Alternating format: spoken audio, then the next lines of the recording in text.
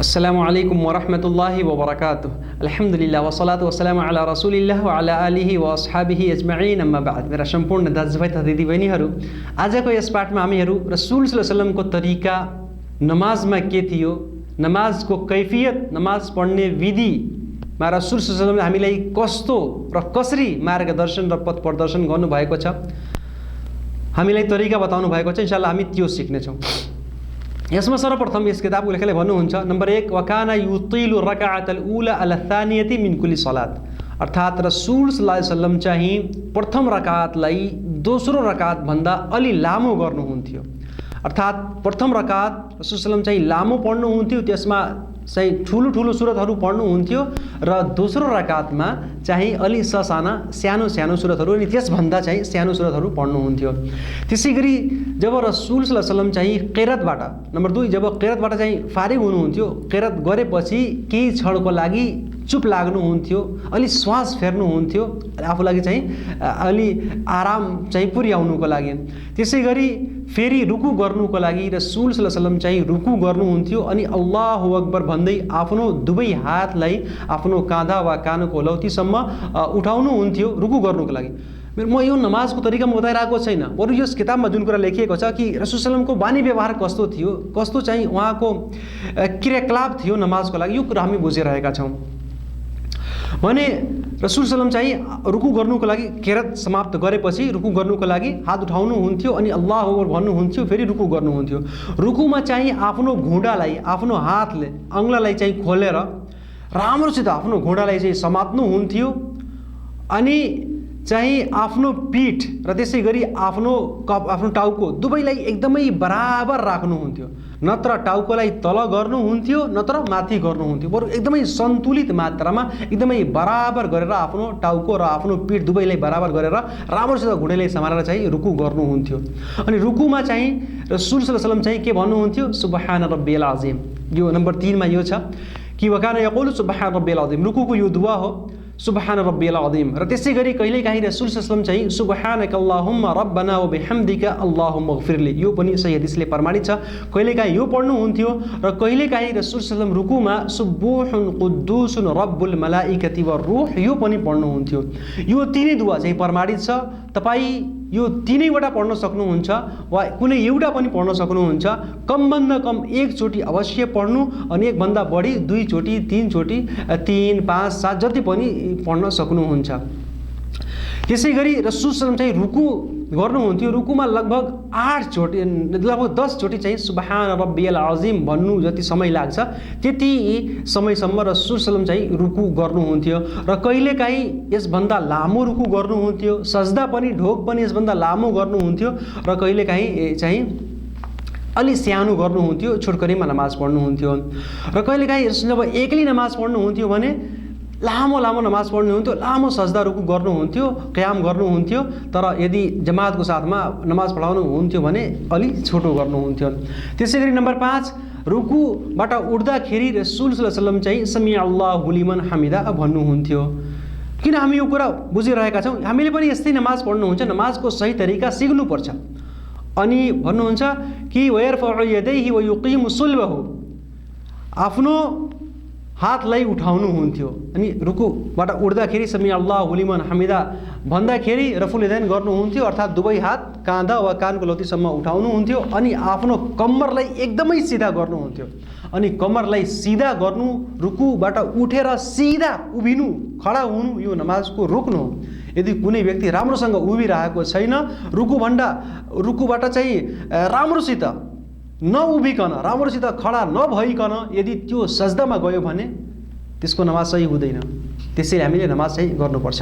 त्यसै गरी रसूल सल्लल्लाहु अलैहि वसल्लम चाहिँ जब सजदा गर्नुहुन्थ्यो फेरि अल्लाहु अक्बर भन्दै चाहिँ सजदा गर्नुहुन्थ्यो अनि चाहिँ फेरि सजदामा पनि दुआ भन्नुहुन्थ्यो। अनि रुकुबाट उठ्दाखेरि एउटा अरू दुआ छ, त्यो कुन दुआ हो, समी अल्लाहु लिमन हमिदा भनेपछि रब्बाना वलकल हम्द, त्यसै गरी रब्बाना लकल हम्द, त्यसै गरी अल्लाहुम्मा रब्बाना लकल हम्द, त्यसै गरी अल्लाहुम्मा रब्बाना वलकल हम्द। यो 4 तरिकाले यो प्रमाणित छ। अनि तपाईँ जुन तरिकाले पनि पढ्न सक्नुहुन्छ। तपाईँ भन्नु रब्बाना वलकल हम्द भन्नु वा रब्बाना लकल हम्द भन्नु या अल्लाहुम्मा रब्बाना लकल हम्द वा अल्लाहुम्मा रब्बाना वलकल हम्द भन्नु, यो सबै जायज छन् रुकुबाट उठेपछि। त्यसपछि अरू दुआ छ हम्दन कसीरन तय्यबन मुबारकन फी, यो पनि पढ्न सक्नुहुन्छ। र त्यसै गरी एउटा अरू दुआ छ कि अल्लाहुम्मा रब्बना वलकल हम्द मिल अस्समावाति व मिल अल अर्दि व मिल मा बैनहुमा व मिल मा शि'त मिन शैइन बअदु अहल الثناء والمجد أحق ما قال العبد وكلنا لك عبد لا مانع لما أعطيت ولا معطي لما منعت ولا ينفع ذا الجد منك الجد। यो रुकुबाट उठेपछि पढ्नु यो दुआ चाहिँ साबित छ, यो हामी पढ्न सक्छौँ मेरो भाइहरू। त्यसै गरी यसपछि रुकुबाट उठेपछि यो दुआहरू पढेपछि रसूल सल्लल्लाहु अलैहि वसल्लम चाहिँ फेरि सजदा गर्नुहुन्थ्यो। सजदा चाहिँ अल्लाह अक्बर भन्दै सजदामा जानुहुन्थ्यो अनि सर्वप्रथम आफ्नो दुवै घोडा राख्नुहुन्थ्यो, फेरि हात राख्नुहुन्थ्यो। र यसको अपोजिट, यसको विपरीत पनि आएको छ। पहिला आफ्नो हात राख्नुहुन्थ्यो अनि यो सही हो, आफ्नो हात राख्नुहुन्थ्यो अनि फेरि आफ्नो घोडा राख्नुहुन्थ्यो सजदामा। फेरि त्यसपछि चाहिँ आफ्नो निधार अनि नाक धरतीमा राख्नुहुन्थ्यो, किनभने चाहिँ 7 आजामा 7 अङ्गमा सजदा गर्नु यो अनिवार्य छ।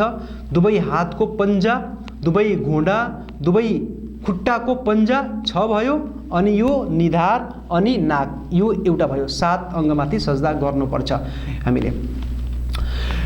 यसमा रसूल सल्लल्लाहु अलैहि वसल्लम कहिलेकाहीँ चाहिँ माटोमाथि सजदा गर्नुहुन्थ्यो, कहिलेकाहीँ खजुरबाट बनिएको चटाई हुन्थ्यो त्यसमाथि सजदा गर्नुहुन्थ्यो। र तपाईँको जुन पगडी हुन्थ्यो, पगडी अलि सर्काएर यो आफ्नो निधारलाई चाहिँ भुइँमा चाहिँ टेक्नुहुन्थ्यो।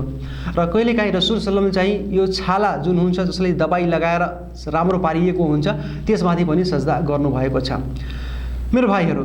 त्यसै गरी नम्बर 8 रसूल सल्लल्लाहु अलैहि वसल्लम राम्रोसित सजदा गर्नुहुन्थ्यो। आफ्नो नाक, आफ्नो निधार दुवै धरतीमा, दुवै भुइँमा लगाउनुहुन्थ्यो र आफ्नो पाखुराहरूलाई आफ्नो शरीरबाट टाढा राख्नुहुन्थ्यो र आफ्नो कोइनुलाई शरीरबाट माथि राख्नुहुन्थ्यो, शरीरमा लगाउनु हुँदैनथ्यो। त्यसै गरी चाहिँ आफ्नो हातलाई रसूल सल्लल्लाहु अलैहि वसल्लम चाहिँ आफ्नो कानको चाहिँ बीचमा राख्नुहुन्थ्यो, आफ्नो कान वा काँधाको बीचमा राख्नुहुन्थ्यो अनि यो पन्जा चाहिँ काबाको दिशामा, यो पन्जा काबाको दिशामा हुन्थ्यो, यताउता गरेर हुँदैनथ्यो बरु चाहिँ। अनि त्यसै गरी खुट्टाको चाहिँ जुन पन्जाहरू छ त्यो पनि त्यसलाई फोल्ड गरेर चाहिँ त्यो पनि काबाको दिशामा हुन्थ्यो। यो कुरा सम्पूर्ण चाहिँ सजदाको तरिका के हो रसूल अकरम सल्लल्लाहु अलैहि वसल्लमको, यो कुरा हामी चाहिँ बुझिरहेका छौँ मेरो भाइहरू। त्यसै गरी नम्बर 10 मा रसूल सल्लल्लाहु अलैहि वसल्लम ने सजदामा के भन्नुहुन्थ्यो सुबहानक अल्लाहुम्मा रब्बना व बिहम्दिका अल्लाहुम्मा इग्फिरली, व त्यसै गरी सुबहान रब्बियल आला, व त्यसै गरी सुब्बुहुन कुद्दुसुन रब्बुल मलाइकति वर रूह। यो बुखारी र मुस्लिमको हदिसहरूमा आएको छन्। यो सम्पूर्ण दुआहरू रसूल सल्लल्लाहु अलैहि वसल्लम चाहिँ पढ्नुहुन्थ्यो।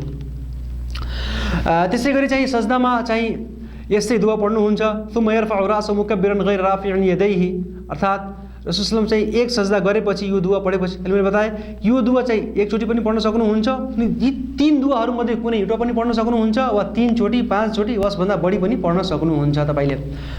फेरि चाहिँ रुकुबाट सजदाबाट एक सजदा गरेपछि उठ्दाखेरि हात चाहिँ उठाउँदैनथे अनि फेरि बस्नुहुन्थ्यो। कसरी? आफ्नो दाहिना खुट्टालाई खडा गरेर, त्यसको पन्जालाई खडा गरेर देब्रे खुट्टालाई बिछाएर त्यो देब्रे खुट्टामाथि चाहिँ बस्नुहुन्थ्यो अनि देब्रे खुट्टामाथि बस्नुहुन्थ्यो अनि यो दुआ पढ्नुहुन्थ्यो। कुन दुआ? अल्लाहुम्मा इग्फिरली वरहमनी वजबुरनी वहदिनी वरजुकनी। त्यसै गरी रब्बी इग्फिरली 2 चोटि यो पनि आएको छ। यो दुआ पनि हामी दुवै सजदाको बीचमा जुन हामी बस्छौँ त्यसमा यो दुआ चाहिँ रसूल सल्लल्लाहु अलैहि वसल्लम पढ्नुहुन्थ्यो। त्यसै गरी चाहिँ यो रुकु सजदा वा सजदाको बीचमा बसेको अवस्था यो सबै चाहिँ एक बराबर एक समय जस्तै नै हुन्थ्यो, एक सामान्य जस्तै हुन्थ्यो। कुनै धेरै लामो वा कुनै धेरै सानो हुँदैन थियो, हरेकको क्षण हरेकको समय चाहिँ एक जस्तै नै हुन्थ्यो। त्यसै गरी दोस्रो सजदा गर्नुहुन्थ्यो अनि दोस्रो सजदा गरेपछि यो दुआहरू पढ्नुहुन्थ्यो। फेरि चाहिँ अब उभिनुहुन्थ्यो, एक रकात पुरा भयो, अब उभिनुहुन्थ्यो। फेरि अब उभेपछि चाहिँ अब फेरि नमाज त्यस्तै पढ्नुहुन्थ्यो, तर चाहिँ के गर्नु हुँदैन थियो? दुआ इस्तिफ्ताह, दोस्रो रकातमा दुआ इस्तिफ्ताह पढ्नु हुँदैन। र त्यसै गरी चाहिँ तकबिरतुल इहराम जुन छ यो हैन, बरु सजदाबाट उठेको जुन तकबिर हुन्छ त्यो हामी गर्ने गर्छौँ। र त्यसै गरी रसूल सल्लल्लाहु अलैहि वसल्लम चाहिँ अब एक रकात बढेपछि अब फेरि डाइरेक्ट बिस्मिल्लाह भनेर चाहिँ सूर्य फातिहा चाहिँ सुरु गरिदिनु हुन्थ्यो। त्यसै गरी यो 2 रकात यस्तै सूर्य फातिहा पढेपछि फेरि त्यसपछि वला दलिन आमिन भनेपछि फेरि अरू सुरत मिलाएपछि यो 2 रकात हुन्छ। फेरि हामीले त्यस्तै रुकु सजदा गर्नुपर्छ। यहाँ 14 नम्बरमा के लेखिएको छ कि 2 रकातमा रसूल सल्लल्लाहु अलैहि वसल्लम चाहिँ बस्नुहुन्थ्यो। फइदा जलसा लितशहुद वदा यदहु लियुसरा अला फकिजिल अयसर। जब रसूल सल्लल्लाहु अलैहि वसल्लम तशहुदको लागि बस्नुहुन्थ्यो भने आफ्नो हातलाई आफ्नो खुट्टामाथि आफ्नो रानमाथि राख्नुहुन्थ्यो। दाहिना हातलाई दाहिना खुट्टामाथि अनि देब्रे हातलाई देब्रे खुट्टामाथि, अनि आफ्नो जुन दाहिना हात छ दाहिने हातलाई चाहिँ गोला पारेर यो जुन औँला छ चोर औँला यसबाट चाहिँ सङ्केत गर्नुहुन्थ्यो। काना युहर्रिकु औ युशिरु बिहा, यसबाट चाहिँ सङ्केत गर्नुहुन्थ्यो, यसलाई हरकत दिनुहुन्थ्यो, यसलाई चाहिँ हिलाउनुहुन्थ्यो।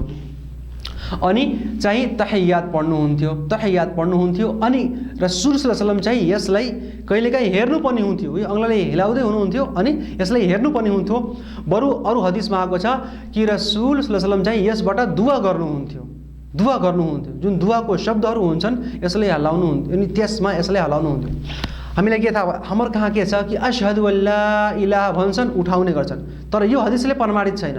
पुरै तशहुदमा तपाईँ आफ्नो यो औँलालाई हलाउनु, यसबाट दुआ गर्नु, यसबाट सङ्केत गर्नु, कहिलेकाहीँ यसतर्फ हेर्नु पनि, किनभने अल्लाहको रसूल सल्लल्लाहु अलैहि वसल्लमले भन्नुभएको छ कि यस जो हामी यो औँलालाई हलाउने गर्छौँ, यो चोर औँलाले, शैतान यसबाट एकदमै घृणा गर्छ, टाढा भाग्छ। अनि यो जस्तो कि फलामबाट कसैलाई हानिन्छ त्यसको चोट जस्तो शैतानमाथि यसले चाहिँ शैतानलाई कुटपिट गर्छ। यो त्यसले चाहिँ यस्तो बुझ्छ, त्यसलाई यस्तो महसुस हुन्छ शैतानलाई कि त्यसलाई चाहिँ शैतानलाई चाहिँ लोहाले फलामले चाहिँ त्यसलाई हामी हानिरहेका छौँ। त्यसै गरी मेरो भाइहरू, अब हामीलाई थाहा छ तशहुद चाहिँ हामी त्यसमा के पढ्छौँ, हामी सम्पूर्णलाई थाहा छ यो दुआ छ जुन तहियात हामीले भन्ने गर्छौँ। अत्तहियातु लिल्लाहि वस्सलावातु वत्तय्यिबातु वस्सलामु अलैका अय्युहन नबिय्यु व रहमतुल्लाहि व बरकातुहु अस्सलामु अलैना व अला इबादिल्लाहि स्सालिहीन अशहदु अन ला इलाहा इल्लल्लाह व अशहदु अन्ना मुहम्मदन अब्दुहु व रसूलुहु। यो दुआ चाहिँ यो तहियात यसलाई भनिन्छ। त्यसै गरी रसूल सल्लल्लाहु अलैहि वसल्लम चाहिँ नमाजलाई चाहिँ हल्का गर्नुहुन्थ्यो अनि फेरि चाहिँ उभिनुहुन्थ्यो। जब 3 वा 4 रकातको नमाज हुन्थ्यो भने फेरि चाहिँ अब उभेपछि राम्रोसित अल्लाहु अक्बर भन्दै चाहिँ फेरि आफ्नो हातलाई आफ्नो छातीमाथि राख्नुहुन्थ्यो। फेरि सूर्य फातिहा पढ्नुहुन्थ्यो अनि सूर्य फातिहा पछि कुनै सुरत चाहिँ मिलाउनु हुँदैनन्थे, बरु अन्तिम 2 रकातमा वा अन्तिमको जो रकात हुन्छ त्यसमा मात्र सूर्य फातिहा पढिन्छ। सूर्य फातिहा पढेपछि फेरि त्यस्तै रुकु र सजदा गर्नुहुन्थ्यो र अन्तिम रकातमा चाहिँ रसूल सल्लल्लाहु अलैहि वसल्लम चाहिँ तवर्रुक गर्नुहुन्थ्यो। तवर्रुक चाहिँ कसले भनिन्छ कि तपाईँ यस्तो बस्नुहोस् कि आफ्नो दाहिना खुट्टालाई खडा राख्नुहोस् अनि देब्रे खुट्टालाई तलबाट निकालेर चाहिँ धरतीमाथि बस्नुहोस्। आफ्नो ब्यागलाई आफ्नो चाकलाई चाहिँ धरतीमाथि राखेर दाहिना देब्रे खुट्टालाई तलबाट निकालेर दायाँतर्फ निकाल्नु अनि दाहिना खुट्टा खडा राख्नु अनि धरतीमाथि बस्नु, यसलाई तवर्रुक भनिन्छ। यो पनि सुन्नत छ। अनि यो अङ्गलाबाट सङ्केत गर्नु यो पनि सुन्नत छ। र अन्तिम रकातमा अत्तहियात पढेपछि हामीले के भन्नुपर्छ, दरुद शरीफ पढ्नुपर्छ। जस्तो कि थाहा छ दरुद शरीफ, अल्लाहुम्मा सल्ली अला मुहम्मद व अला आलि मुहम्मद कमा सल्लैता अला इब्राहिम व अला आलि इब्राहिम इन्नका हमीदुम मजीद, अल्लाहुम्मा बारिक अला मुहम्मद व अला आलि मुहम्मद कमा बारकता अला इब्राहिम व अला आलि इब्राहिम इन्नका हमीदुम मजीद। यो यसलाई दरुद इब्राहिम भनिन्छ। यो भन्नु अनि फेरि त्यसपछि रसूल सल्लल्लाहु अलैहि वसल्लम चाहिँ यो दुआ पढ्नुहुन्थ्यो, अल्लाहुम्मा इन्नी अऊदु बिका मिन अजाबिल क़ब्र व अऊदु बिका मिन फितनतिल मसीहिद दज्जाल व अऊदु बिका मिन फितनतिल महया वल ममात, अल्लाहुम्मा इन्नी अऊदु बिका मिनल मअथमी वल मग़रम। यो दुआ पढ्नुहुन्थ्यो। फेरि त्यसपछि सलाम फेर्नुहुन्थ्यो, के भन्दै, अस्सलामु अलैकुम व रहमतुल्लाह भन्दै पहिला दायाँतर्फ अनि फेरि चाहिँ बायाँतर्फ सलाम फेर्नुहुन्थ्यो। नमाज अल्हम्दुलिल्लाह पूर्ण भयो। मेरो भाइहरू, त्यसै गरी नमाजमा एउटा कुरा मैले अरू ध्यान दिनुपर्छ, त्यो के हो कि नमाज पढ्दाखेरि हामीले सुत्रा राख्नुपर्छ। सुत्रा भनेको एउटा पर्दा, त्यो कमभन्दा कम 1 फिट वा त्यसभन्दा बढी होस्, आफ्नो अगाडि त्यसलाई राख्नुपर्छ। किनभने यो अनिवार्य कुरो छ। यदि कोही व्यक्ति त्यस्तै नमाज पढिरहेको छ भने त्यसको नमाज चाहिँ पूर्ण रूपले सही हुँदैन। र कोही यदि व्यक्ति कुनै मनुष्यले यदि नमाज पढिरहेको छ भने यदि त्यसको अगाडिबाट कोही व्यक्ति गइरहेको छ भने त्यो एकदमै पापी हुन्छ, गुनहगार हुन्छ, त्यसलाई चाहिँ गुनाह मिल्छ, धेरै गुनाह मिल्छ। र त्यसै गरी यदि कुनै व्यक्ति नमाज पढिरहेको छ भने अब तपाईको अगाडिबाट कोही गयो भने तपाईले त्यसलाई रोक्नुस्, अल्लाहको रसुलले भन्नुभएको छ त्यसले रोक्नुहोस्, त्यसले जान नदिनुहोस्। यदि त्यसले चाहिँ अरू प्रयास गरिरहेको छ अगाडि बढ्नुको लागि भने त्यससित चाहिँ लडाइँ गर्नुहोस्, किनभने त्यो शैतान हो। र भन्नुभएको छ यदि कुनै व्यक्तिले थाहा हुन्छ कि यो नमाजीको अगाडिबाट चाहिँ जाँदाखेरि कति पाप कति गुनाह मिल्छ भने त्यो 40 वर्षसम्म चाहिँ रुक्छ, त्यो जान चाहिँ खोज्दैन। त्यसैले मेरो भाइहरू हामीले यो कुराबाट बाँच्नुपर्छ अनि आफ्नो अगाडि चाहिँ सुतरा राखेर हामीले चाहिँ नमाज पढ्ने प्रयास गर्नुपर्छ मेरो भाइहरू। त्यसै गरी चाहिँ रसुल सल्लमको यो नमाजको कैफियत के थियो संक्षिप्तमा हामीले यो बुझ्यौँ। इन्शाअल्लाह अब भोलिको पाठमा अब अरू के कार्यहरू रसुल सल्लम नमाजमा गर्नुहुन्थ्यो इन्शाअल्लाह त्यो सम्पूर्ण कुरा बुझ्नेछौँ। अल्लाह तालाले हामी हरेकजनालाई चाहिँ रसुल सल्लल्लाहु अलैहि वसल्लमले बताएको तरिका अनुसार नमाज पढ्ने र हरेक कर्तव्य गर्ने तौफिक प्रदान गरून्, हरेक कार्य गर्ने क्षमता र शक्ति प्रदान गरून्। आमीन। वस्सलामु अलैकुम वरहमतुल्लाहि वबरकातुहू।